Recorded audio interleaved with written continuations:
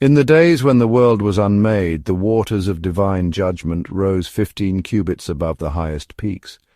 For 5 long months the ark, bearing Noah and his kin, was cast upon the merciless waves, a refuge amid the chaos.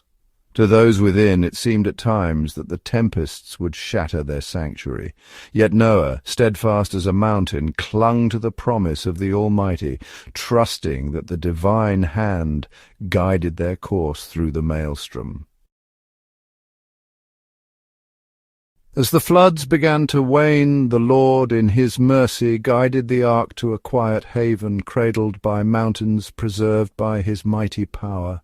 No longer driven across a boundless ocean, the vessel rested in this sanctuary, bringing solace to the weary voyagers within.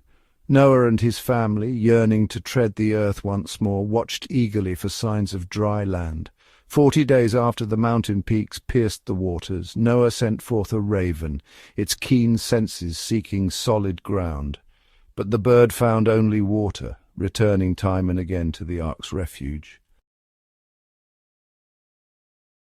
7 days later a dove was loosed, its wings beating against the sodden air. Finding no place to rest, it too returned. Noah waited 7 days more before sending the dove again. At evening it came back bearing a precious token, an olive leaf, green and vibrant, a herald of hope.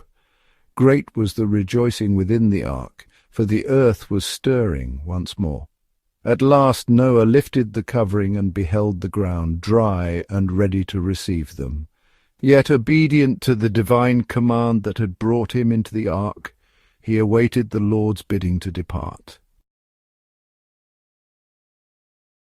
In time, a messenger of heaven descended, clothed in glory, and opened the great door that no mortal hand could move.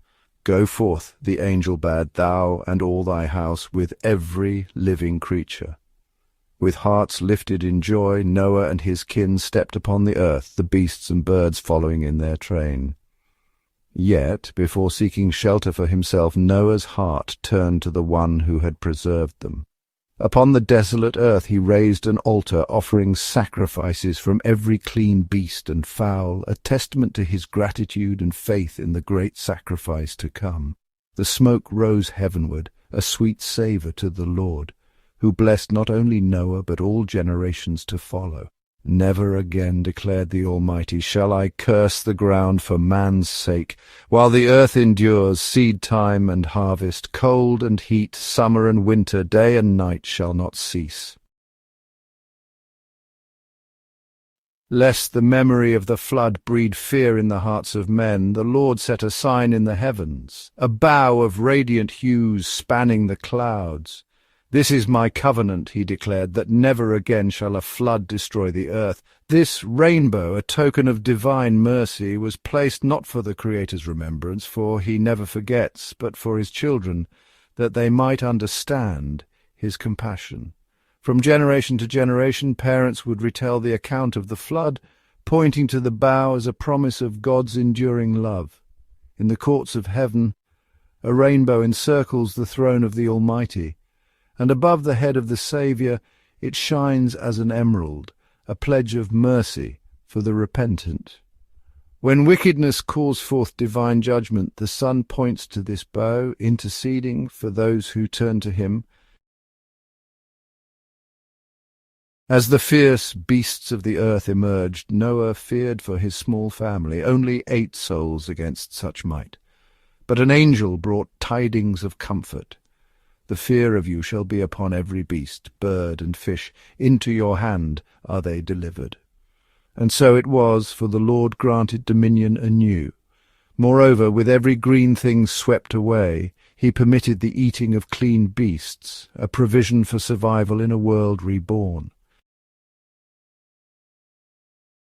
The flood had reshaped the world. A third curse lay upon the earth, its once symmetrical mountains now broken, its plains replaced by rugged ranges. The bodies of the wicked and the beasts lay strewn across the land, but the Lord, unwilling to let decay taint the land, made the earth a vast sepulchre.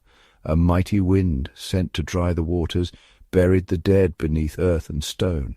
It also concealed the gold, silver, and precious treasures once idolized by men. These riches, which had turned hearts from the Creator, were hidden, for God saw that abundance led only to greater corruption.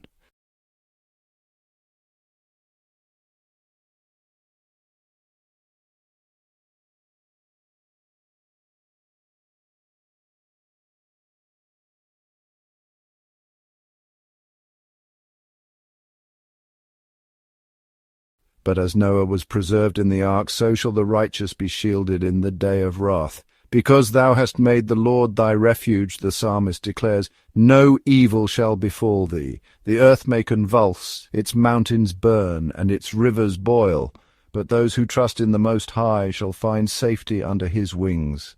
The covenant of peace sworn to Noah endures, an everlasting promise to those who know his name.